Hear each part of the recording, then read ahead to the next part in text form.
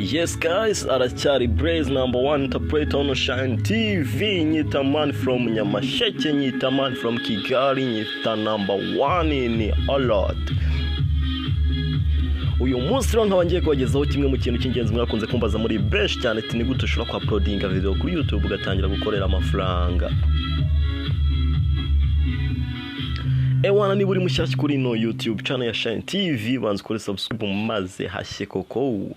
Then wowe icyo urakora noneho uraza kuri application ukoresha ukina video. Nje nkoresha Play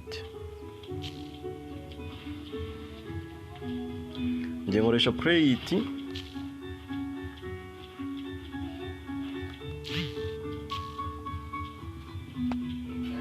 Okay, turabanza tureke ino adivemo. Ewa niba nanone shaka watch time 2000 na subscribe 1000 kugira ngo utangire gukorera amafaranga, ndahari kugira ngo ngufashe kandi ibintu byose mbiguhera ku kiranguzo, kandi bushaka no kubyiga amaframe arakinguye kandi ewana ni igiciro gito cyane utasanga handi. Okay, ngiye icyo ndakora kuri video nshaka ku uploading.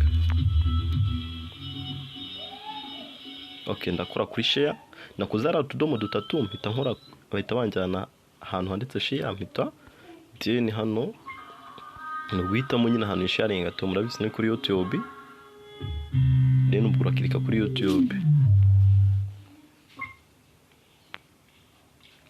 urategereza ntabwo bitinda, umuntu ategereza akanya gatoya. Okay, hano nuguhitamo ifoto igaragara kuri video yaho, ibintu biba byoroshye.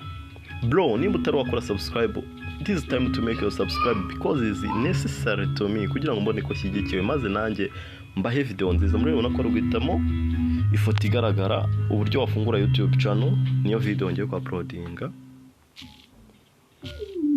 uburyo wafungura YouTube channel ugatangira gukorera amafaranga.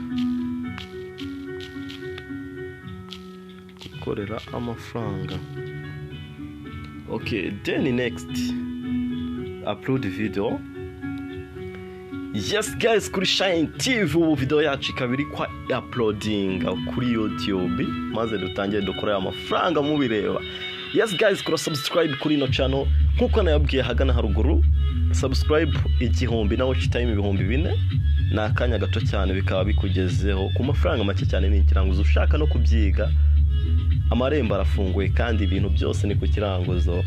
Yandikira kuri 0788491915 0788491915. Iyo mpamagaye umbwira ngo arongo umeze ute, mpamagara ugusha ku ntego ti business imeze gute, ndashaka ko dukora business. Yes guys, ushaka no kwamamaza Shine TV yafunguye imiryango, you are welcome. My name is Blaze.